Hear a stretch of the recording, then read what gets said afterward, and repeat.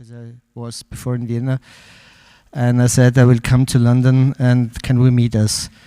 And then I went to Tony to the office, and I explained the idea, and he gave me a paper and with the name of offices and the name of the streets, and said, go to these offices, look at these offices, and after you can choose. And the product was 2000, a small exhibition in our old space in the Erlerstrasse. And it was an exhibition with David Adjei, Florian Bagel, Caruso Sancho, East, Tony Fretton, McFrina Lovington, Sergison and Bates. And the text was from Peter Ellison. And we did this small book. And this was the first time we met us. Afterwards, we met us sometimes in Venice or in Mendrisio. And I'm glad that you're here. And I'm looking forward for your lecture. And you said it's a little bit, you look back. Yeah, okay, thank you.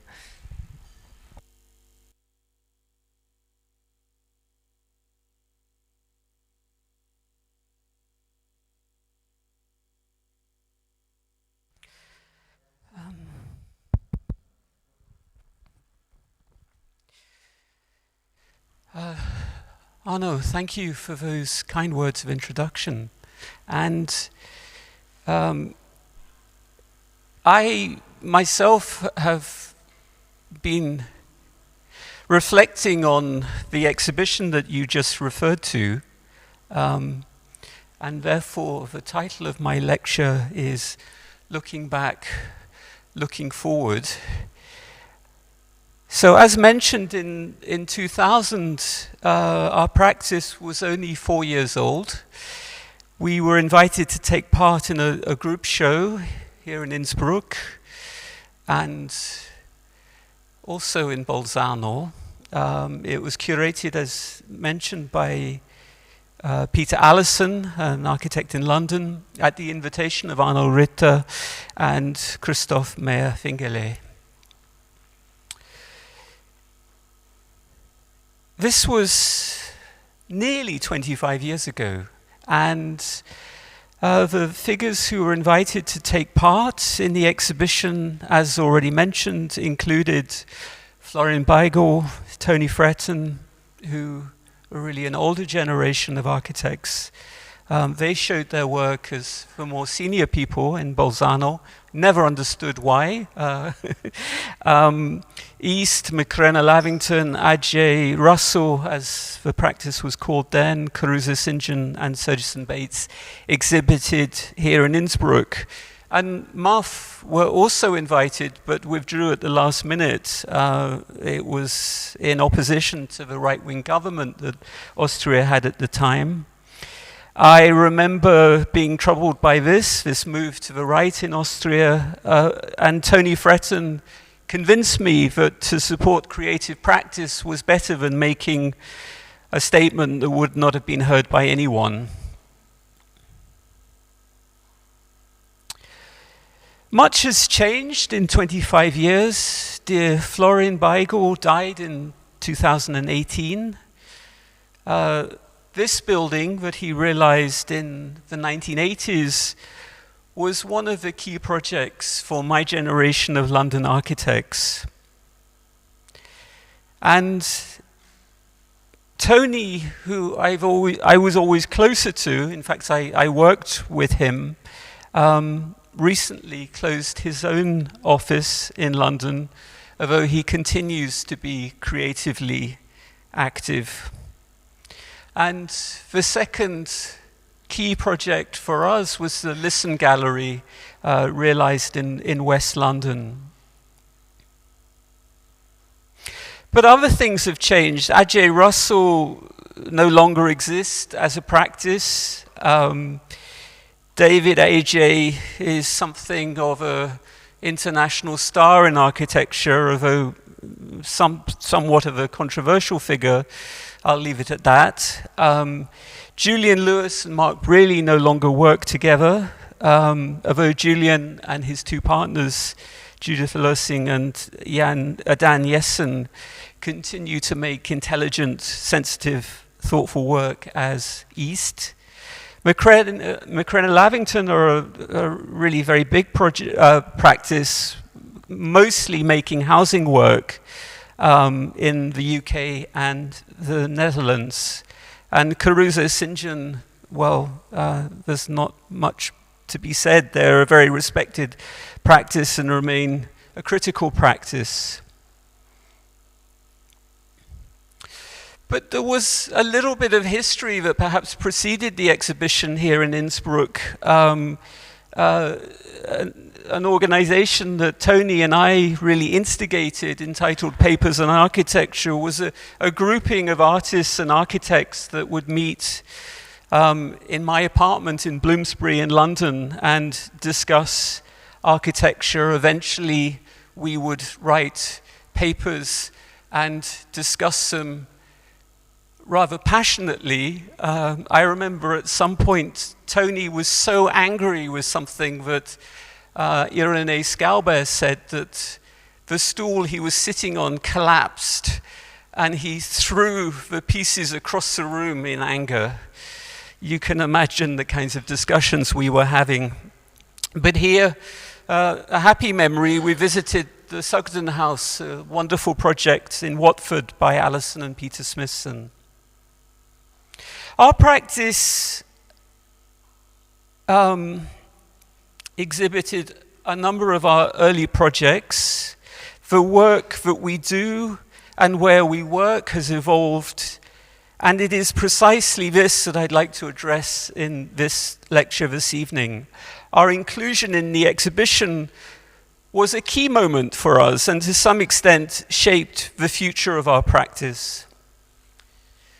Would you mind if I sit down? I feel like I'm juggling too many balls. Easier.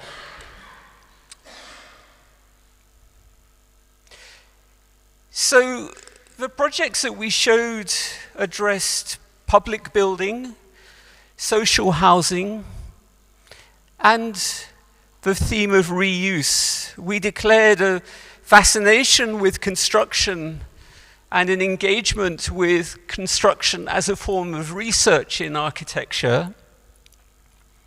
Our contribution included, amongst other things, a one-to-one model, a fragment of our social housing project in Stevenage, which I remember Roger Reaver found so terrible that he was trying to persuade Arno to withdraw it from the exhibition. But these themes, these topics have been the focus of our activities for all the time that we've been in practice, and they continue to concern us. While the scale and the complexity of practice has evolved, these remain as the themes and the building programs that we continue to focus on: housing, reuse, public building, and I would add to that urbanism. So our first building was a very public building. It's a public house. The word pub in English is a shortening of that name. It was a project that came about the winning of the Warsaw Art Gallery, which you can see in this image under construction, a very important first project, or one of the first projects by Caruso St. John. And as a companion to that important cultural addition to this small city to the north of Birmingham, a venue which would act as a space for more civic events in the city. Another project we showed was the graphic design studio, which was a conversion of a former pub. Not all our work was about pubs, but this was built as a late Victorian pub.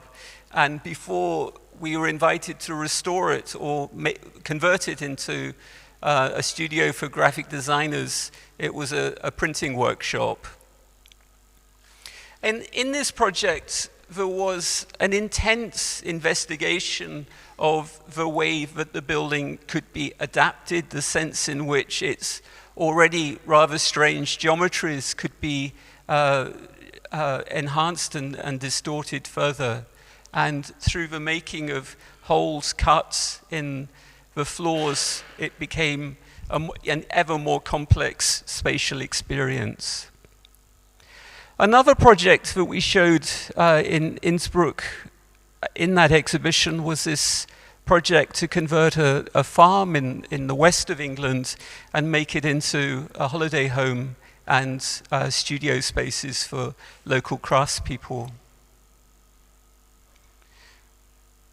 But I think the most important project in terms of what happened in the future was this double house that we realized in Stevenage. It was finished around the year 2000, and in many ways it's a project that explores a relationship to type, the ubiquitous English semi-detached house. It was a sort of revision of an older 1930s housing solution that we knew very well. And an exploration of how that could be updated while it must be added, Stephen and I had a huge respect for the ideas of this older type.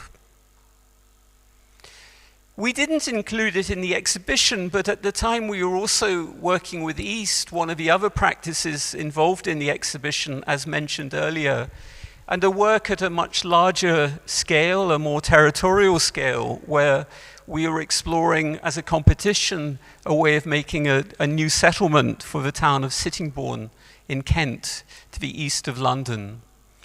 And the landscape that we studied in this area was made of devices that were about controlling the movement of water, so bunds that would be about ensuring that flooding would be managed. And what emerged was an idea of a settlement that was structured with bundways, as we came to call them, that would contain services as well as creating spatial or topographical devices. And then there were two projects that we were working on at the time of the Innsbruck exhibition. One was this is not the project, this is, but it's inspired by that earlier image. A social housing project in London, in Hackney, where we won a competition to build 3 apartments at the end of a Victorian Georgian-style terrace. And I remember it being included as a model in the exhibition, this project, which was really a change in scale for us. And it involved the remodeling of an industrial building from the 1930s and eventually the building of this low tower at the end and the addition of a floor of housing. The exhibition catalogue brought our work to the attention of the Swiss-German architectural scene and led to invitations to undertake our first projects in Switzerland. We were also invited to teach, and in 2003, Adrian Meyer, who was the dean of the faculty at ETH at the time, invited us to be guest professors for a number of years. It was the most remarkable letter I've ever seen. I thought it was a joke at first because it just said, you will start teaching at ETH on this date and your salary is this. And there was no suggestion that there was any choice. And anyway, we were very happy. Later, we were invited to teach at APFL, and in 2008, I was made a full professor in Mendrisio, where I continue to teach. And Stephen Bates in 2009 was made the professor of the chair of housing and urbanism, a chair that he shares with the Zurich architect Bruno Krucker. Our architectural approach has found a natural affinity in the German-speaking world. Eventually, We won a competition to realize a project in Austria, in Vienna, which we undertook as a collaborative competition entry with von Baumerskrucke and Werner Noeth. And later, we have found quite significantly a home working in Belgium, although I should say more specifically in Flanders. The point that I'd like to make clearly is that the interests that we have been exploring and included in the exhibition in Innsbruck in 2000 really remain at the core of our activities today. Teaching and writing are undertaken in relation to architectural practice. Firstly, we see ourselves as architects interested in the possibilities that come from building rather than as architects committed to paper architecture.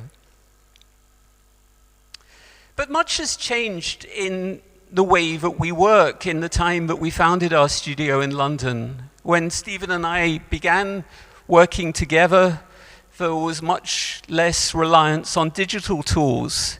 The drawings that we produced for our first projects were made by hand. The photographs we took were on photographic film and printed on photographic paper. Much of the drawing work that is undertaken in our studios now is on the computer.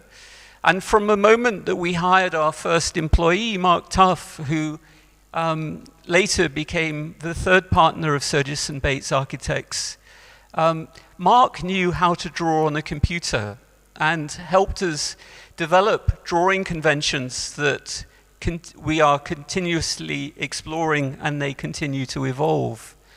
But drawing by hand still occurs. Sometimes it simply makes more sense, that it's quick, immediate, and useful. And I should add that Stephen and I still to this day cannot draw on a computer. I'm kind of proud of that. My favorite hand drawings are the ones that are made quickly, spontaneously, to explain something in a conversation. In the beginning of our practice, there was a lot of talking. Well, there still is, but the talking was about every single decision. It was necessary to find agreement through a collaborative form of exchange, building upon ideas. And if the first idea was expressed in a sketch or even a rudimentary model, an intuition, thoughts quickly developed, and this would become consumed by a journey that is the life of every project. The need to find solutions to build upon and strengthen a first concept. And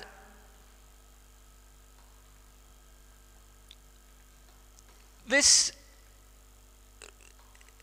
notion of collaboration, I would like to really underline, because every project remains a collaborative endeavor with complex, collective forms of authorship.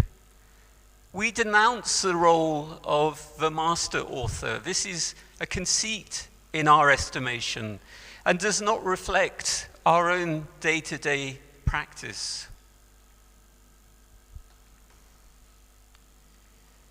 We also have a difficulty with the requirement often to make digital models, to create images of projects that are more or less realistic. We still find that the physical model is a more reliable thing. It allows us to more quickly find the mistakes in our work. And whenever we can, we also make models as a way of representing an image of a project as another possibility. But naturally, the production of models creates certain space management issues. Our studios cannot keep every model that we make.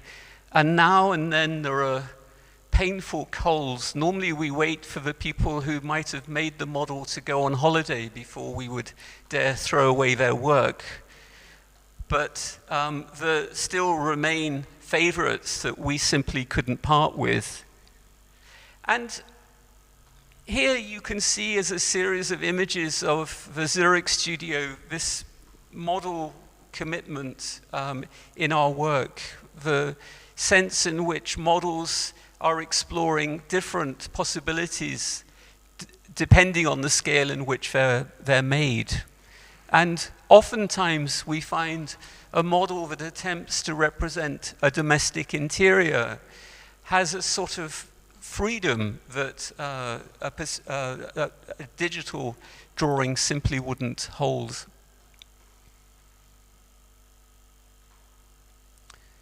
So many examples. But in Switzerland, and I'm not sure if it exists so strongly in Austria, but there is the need often when undertaking a competition to also submit a 1 to 500 white model. This is, in our experience, rather culturally specific, but it's also, in a very Swiss sense, very pragmatic, because it ensures the members of the jury can understand the differences between the entries of different offices and their volumetric and urbanistic characteristics. So when we started, we were just two guys who sat opposite each other on two drawing boards. Now we have 3 studios and approximately 40 people working in different cities. The studios have their own identities and their own logic, and the manner in which they're organized is a reflection of where they are. Since 2012, I've been based more in the Zurich office, which is where I live, and that also has a certain relationship to my teaching engagement in Mendrisio in Switzerland. My teaching commitment is rather big, and half of my working time is spent in teaching-related activities. But the need in practice to understand things really lies at the core of the way we work. The need to refer to the physical characteristics of the materials that we might employ to help us understand the atmosphere and the qualities that a project might seek to hold. And reference has always been one of the fundaments of our practice, the ability to find an image of something which then we can draw upon as a shared point of reference in our conversations. And to begin with, as I mentioned earlier, the tendency was to take photographs and have them printed. Now we find ourselves photographing invariably on our phones. And as a way of sharing further this relationship to reference, we have a number of Instagram accounts. My own deals with my own relationship to certain interests, specifically places and buildings, the things that I encounter in my daily life. And it certainly reminds me how much I travel and how many cities I find myself constantly visiting as a practicing architect. And invariably, this is about a relationship to the European city. In the past, I would keep the discipline of posting one photograph every day, and I did this for years, but it became hard to sustain. The American photographer Stephen Shaw stopped posting on Instagram recently. He declared that he found himself repeating himself too often. I'm not yet at that point. Sorry. But I also established an Instagram account for my teaching activities. And this is the most popular account by a long way. It is a daily record of the work of my really brilliant students in Mendrisio. It's managed by my teaching assistants, who I must say have very good judgment, and I offer just a little bit of guidance. We also created an Instagram account for the Institute in Mendrisio, which I'm the director of, and this is a more academic account. It relates more to the activities of the Institute of Urban and Landscape Studies. But finally, last year, we also created an account for both the London and the Zurich studios, and they both document and share a way of working, a way of organizing the activities that we undertake in practice.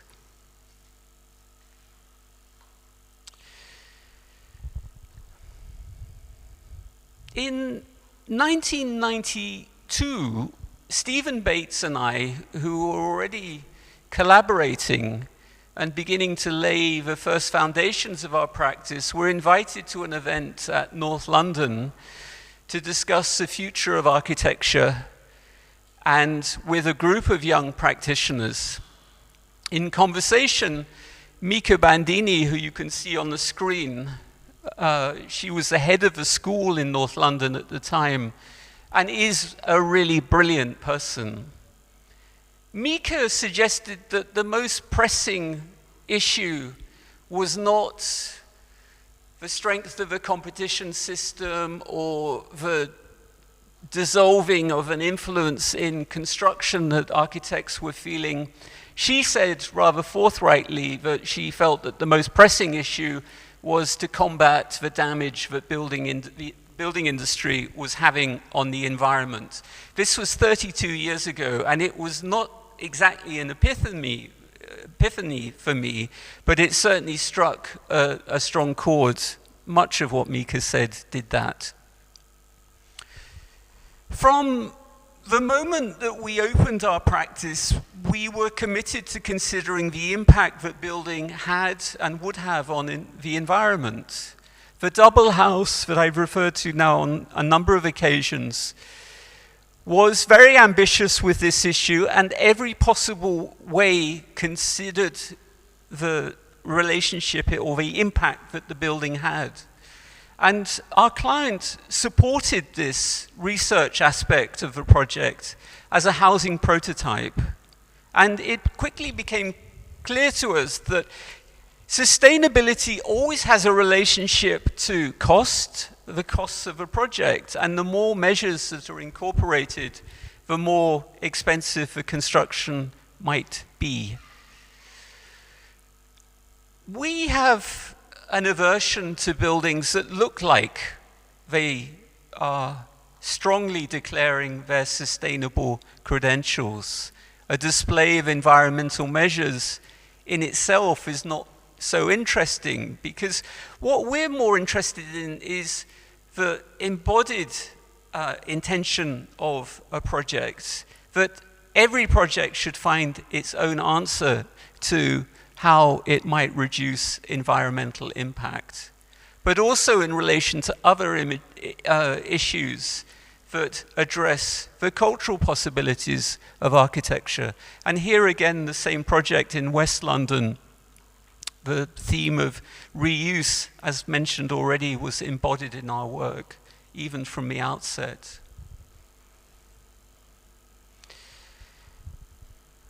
I'd like to shift attention a little bit now to more urban considerations. And I think I might.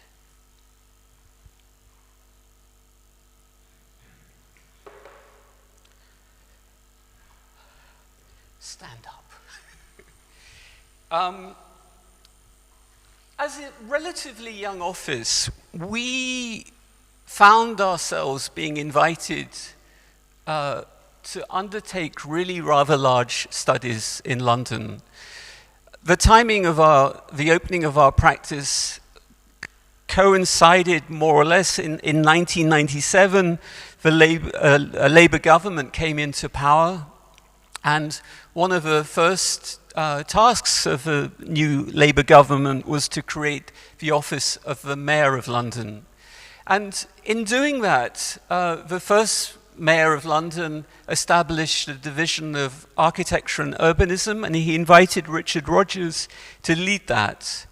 And whatever you think about Richard Rogers as an architect, he was always very good at enabling. So he quickly surrounded himself with rather talented younger people, including Mark Brearley, who was formerly Julian Lewis's partner. And we, as I mentioned, found ourselves working on many, many projects which were more at a strategic scale, anticipating the huge pressure that these parts of London were facing to absorb the need to densify.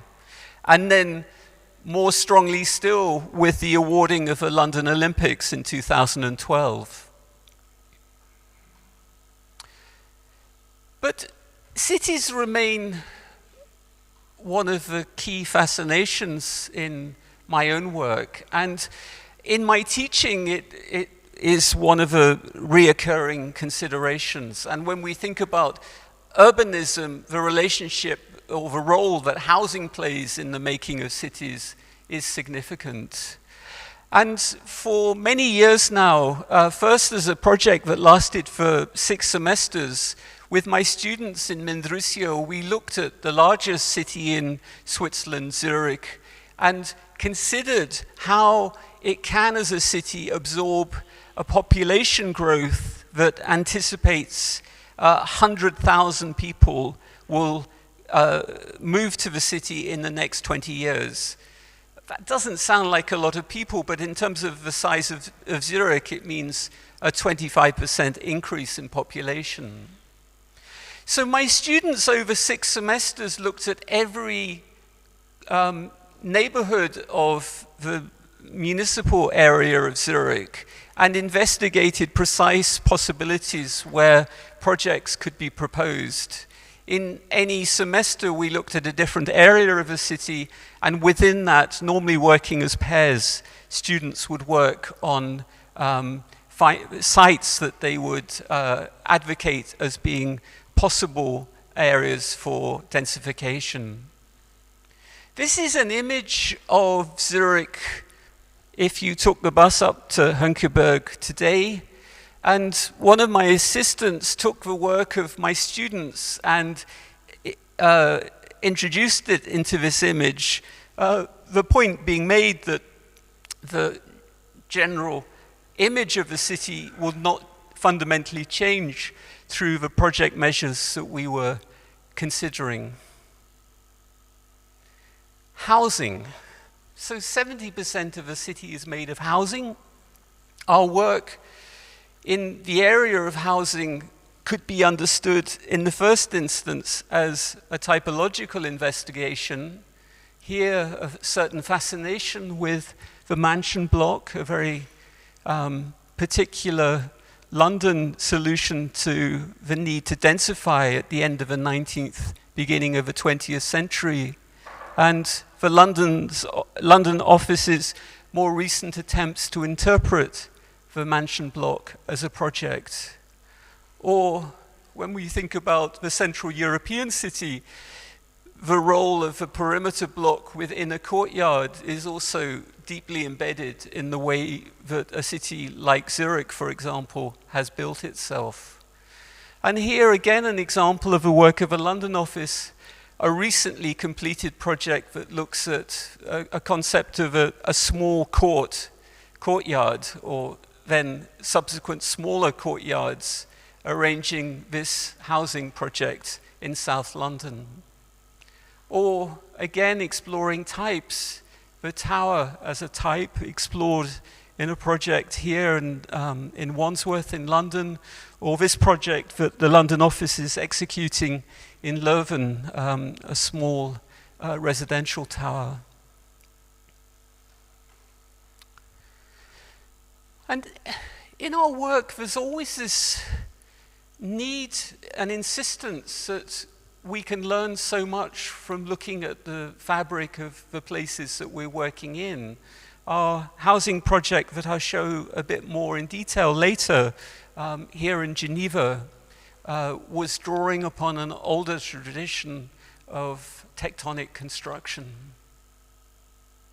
And in the work that is to do with housing, there's so much that one can learn from the absolute rigor and precision of the plan making of an office like Diener and Diener in Basel. Here, our own slightly less rigorous attempt to suggest that, or this project in London again, where the kind of incredible ambition to create a constellation of rooms of all different shapes and sizes, and the rather fanatical avoidance of the corridor as a device to organize housing. And houses have images. Their appearance is also a topic that fascinates us.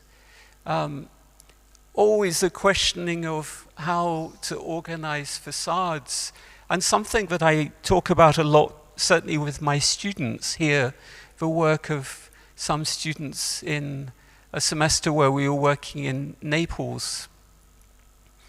When, again, referring to this project in Stevenage, when we made the competition entry, we consciously advocated that this house should look house-like. It should look like a children's drawing of what a house should look like. God, you guys sitting up there with your beer, and it's nice, huh? Or in this case, exploring a relationship to the Georgian terraced house. Or another theme that our housing work explores, again exemplified in this project by Diener and Diener, is the space between, the sense of proximity that could be afforded in housing. And the question always of how people live, and it's easier to learn how people lived in the past. It's nevertheless fascinating to observe how contemporary housing might organize itself. But the question of a future housing is, of course, a form of speculation. And wherever it's possible, we always enjoy the possibility of revisiting our work, observing exactly how an apartment is furnished, which I must say is always a surprise. It's never how we might have positioned furniture in a setting out plan. The question of how to organize corners. Here, a fantastic illustration of that task.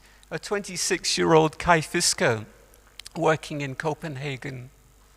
This project that in Zurich we're currently working on to make a new city block, amongst other things, is a project where the corner is a big theme. Questions about the planning of the ground floor spaces, or how the top of a building could be conceived. This is a fantastic example, of course, the Medici Palace in Florence, or the wonderful work of Gardella in Alessandria. And in this project that is now some 15 or so years old, that topic was explored in this model, amongst other issues. Or the question about how to organize the entrance of a house. This beautiful house in central London by Adam places a door not in the center of the facade, but interestingly in the center of the street. Or returning to Italy, the wonderful work of Cacciadominioni, and oftentimes an entrance is a journey into the ground with a compressed point of entry.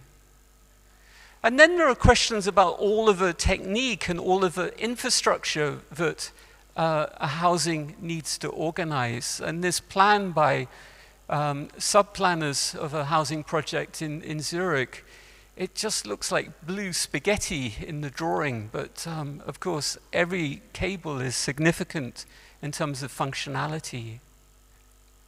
One could also talk about the theme of threshold and the territories between private and public spaces. And so, a few projects quickly. Here in North London, these 3 social housing buildings with a public space in front of them. I should add, not always quite that public, but this wonderful London park. And a work that began as a series of testing of a few ideas. The relative scale of the 3 buildings, the way that they organize their forms, the question of where to place the entrance, all of these issues that I've already been addressing. And a building that, or a series of buildings that work together as a conglomerate, built of brick, a very dominant material in a city like London, and one that evokes a sense of stability. We're working out of corners and how massive or how fragile they might appear. And the more detailed organization of plans, as mentioned earlier, or a more academic drawing of a plan, which is devoid of so much information.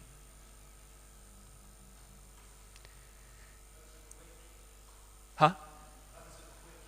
But I've got lots to go through, so hold on to your seats. I can always come back. 1 second more. Okay. Next. So this competition that we won in the center of Geneva with the Genevan architect Jean-Paul Jacot, a project that contains a program of public uses on the ground floor, a crèche and a neighborhood facility, and then apartments above. And a building that is rather deliberately trying to reconcile between the architecture of this neighboring building by Marc Sergé, a modernist building from the 60s, and its neighbor on the other side, the other corner, which is a 19th century school building.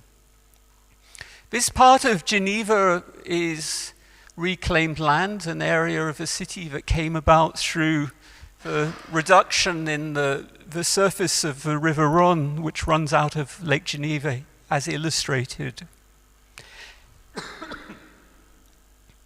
Here you can see the other neighborhood, other neighboring building rather. The ground floor plan with the crèche space and this community space that I mentioned. And here an image of such a wonderful program to make spaces for young people. And looking carefully at the neighborhoods, you encounter these older traditions of how to circulate. Open staircases with covered balconies. And as the plan already revealed, this was the same strategy that we explored in this project. So as you climb higher up the building, you're rewarded with a better view over the tops of the city. When we did this competition, we were excited by the thought of working in Switzerland, but unusually for a Swiss competition, it didn't stipulate how many apartments should go into any project. And I remember Stephen Mark and I thinking, finally we can make apartments that have really generous sizes, because we're so conditioned by the horribly tight space standards of English housing. And later when we won the competition, we were told that one of the reasons that the city architect awarded the project to us was because we had twice as many apartments in our project as our Swiss competitors. For us, this was an interesting lesson that, you can benefit from coming from a tough environment. Here are models that are exploring the representational character. And again, this image that I've already used.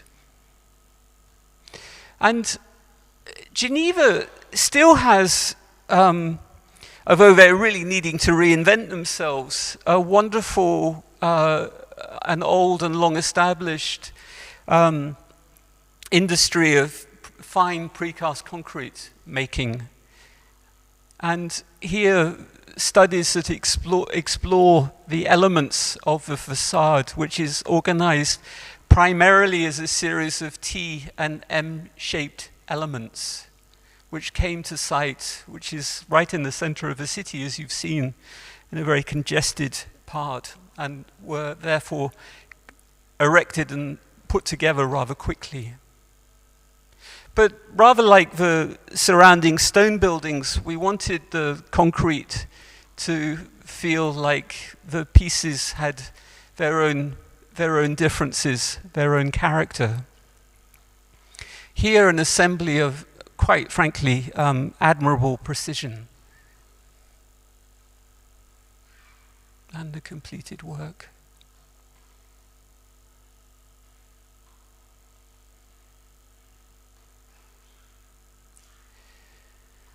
More recently, another project in Switzerland, this housing competition that we won in 2015, which is the first image that introduced you all when you came in, a project that was a competition organized by two different parties who took the pragmatic decision of organizing a competition collaboratively.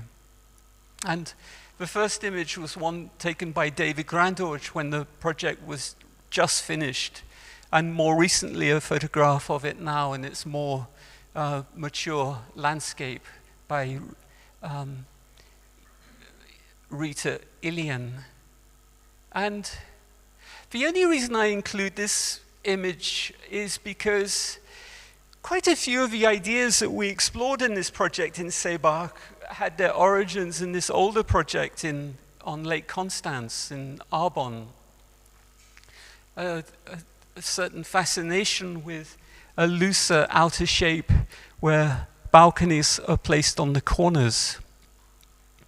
A model that we made at the time of the competition, and later on the more precise drawings that were the executed plans. And the theme of making a brick building in Zurich was one that we explored with great earnestness and fascination.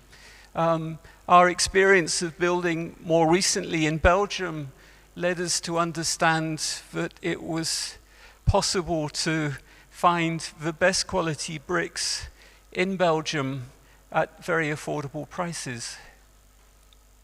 And so here an image that is exploring something of this sense of two urban villas and a space between.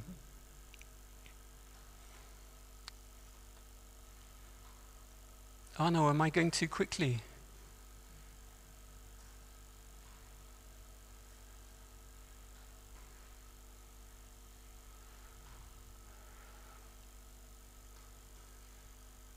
And perhaps a little homage to Caccia Dominioni in terms of a compressed entrance. And then the theme of public building. There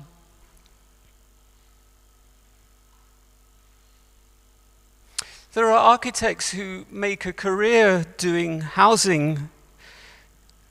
It's the most reoccurring task in our work. But it is really a pleasure to work on other types of building program. And a competition in North Wales that we won in 2006, I think, and it was completed a few years later. It was an applied arts centre, one lying in a small town in North Wales. In the UK, you'd call that a mountain, but where I'm standing now, you would say it's a little hill. But this is a range of little hills that separates Wales from England. And something of the plasticity of the building drew upon this topographical relationship. The making of a central shared space, and the rooms that you can see around this part of the building are rooms for applied artists to work in. And because the exhibition spaces exhibit the best Welsh craftspeople, a certain fascination with craft and making was explored in the project itself. And here, the possibility of a very North American technique, tilt-up concrete, where this concrete is curing, it was possible to, with a roller, create this sort of corduroy, this sort of scored surface in the concrete before it went off. But the rest of the projects are both public buildings, but they're also projects of reuse. Here, the first significant competition we won in Flanders to make the new city library in Blankenberge, a project that largely involved the remodeling of what was formerly a school building, a 19th century school, but we created 2 additional wings as a way of absorbing the rather large program that the building required. So it's a building that sits between the railway terminus in Blankenberge and the North Sea coast, a very popular destination in the summer months. And in the elements that are new build, a care to more abstractly interpret the qualities of the older building. And the as found spaces in the former school, here the attic spaces become the non-fiction department of the library, and the image on the left, you can see the rooms of fictional spaces, with a collection of fiction, and this enfilade of rooms. Or a project that the London office is working on rather intensely at the moment in Leuven, the making of a performing arts centre in a really beautiful part of the city with much older traces.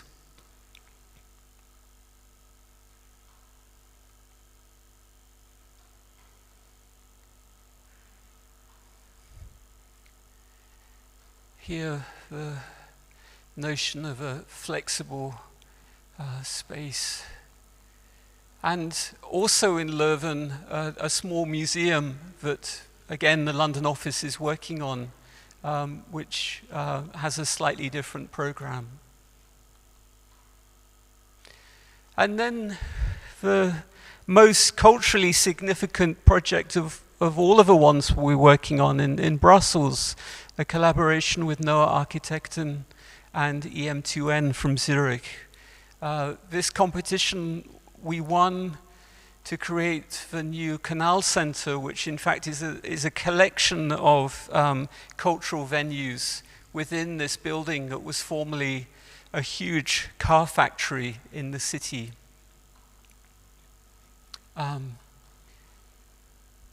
It's very much under construction at the moment, and all being well, should be finished next year.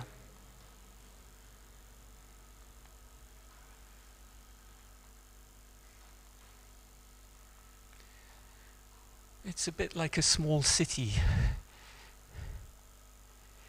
And here, a project in London where we were invited to take a collection of buildings and make them into a college of further education. Some buildings more recent than others, some really ugly, some rather fine, and a work that was about reorganizing this collection of buildings and attempting to bring order to the spaces through the introduction of a new grand staircase, and then a work that is discreetly adding to and adjusting the the spaces as found. And finally, a project that